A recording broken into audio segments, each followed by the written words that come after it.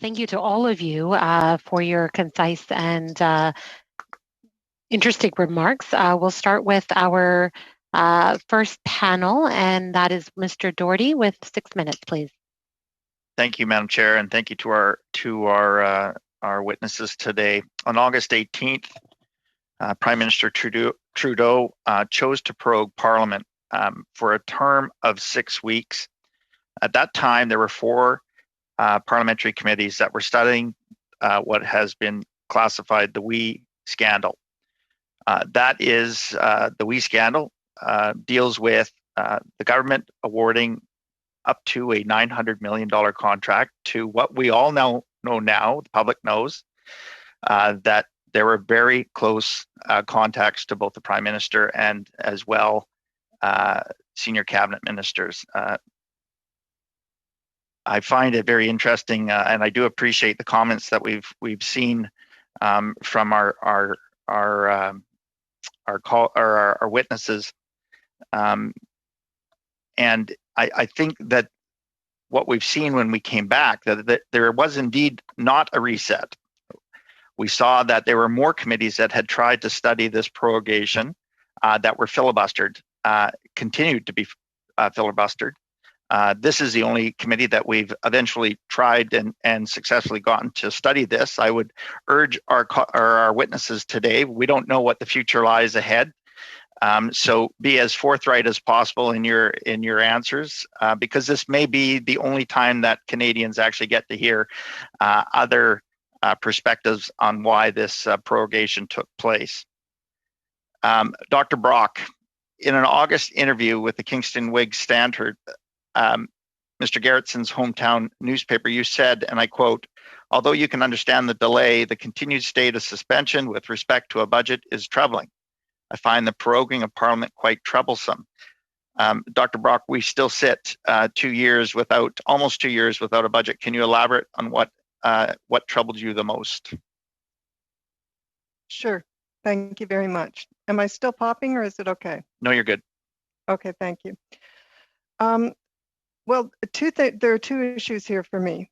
First of all, the question of the committees, and you'll see in my notes that I provided, one of the things that I recommend Parliament do, because it cannot actually put restrictions on the Prime Minister or the Governor General with respect to the power of prorogation without a constitutional amendment. But what it could do is look at how it operates when prorogation is called. There have been some exceptions to the business of the House of Commons that have been covered by prorogation, and I'm wondering if committees should be one of those things that you consider.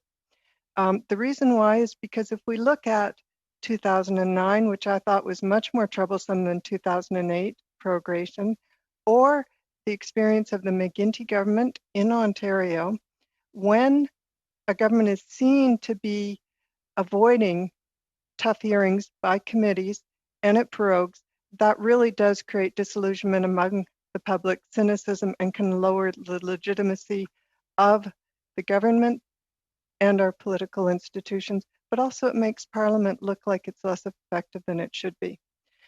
The second point would be about the budget, and I find it very troubling that we have not had a budget.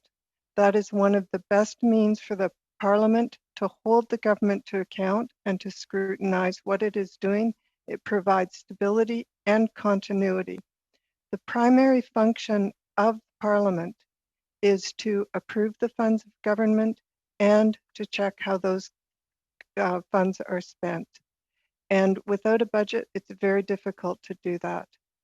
In my work with the public sector, I'm also asking people in the public sector how they are affected by there not being a budget, because I think it is an important measure. Thank you, Dr. Brock. Dr. Lagassé, in an August op-ed, you wrote, and I quote, "The fact that committees holding hearings into the WE charity will no longer be meeting is significant. Whether this is a fair characterization depends on the government's ability to show it was necessary. In your opinion, in your view, did the Liberals subsequently show it was necessary to shut down Parliament?" In my honest estimation, I would say that no, I don't believe that the reset was effective in communicating the necessity, which isn't to say that it might not be there, but the communication that was put in was not convincing to me. And in particular, I would say it might have been more convincing had Parliament been sitting on a regular basis throughout the summer and throughout the crisis. And I think it's the compounding of factors that makes it more difficult, to be quite frank, sir. You conclude in your op-ed with the observation that, quote, preventing improper prorogations depends on making them politically costly. How, in your view, would that be achieved? Well, to be frank, sir, it's this is really your business, not mine. I can point them out in the public domain, but this is a political accountability system. And as I mentioned in my remarks, I don't believe that we should be relying on the courts to do these types of things, precisely because, as has been noted by some other witnesses, we will arrive at different conclusions about whether or not the propriety of this action.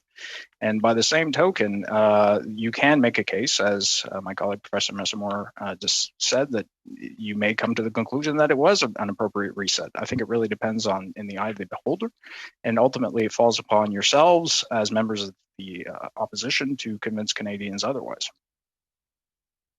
How much more time do I have, Madam Chair? You don't have much, no. Time is up. Thank you. You think you heard the bell ring just now too. Okay, next we've got Mr. Algabra, please, 6 minutes. Thank you very much, Madam Chair, and good afternoon and good morning to our witnesses. Thank you for being here today. I'm going to focus, maybe I have a bunch of questions, and because of the limited time that I have, so if, maybe I'll ask Dr. Messamore my questions.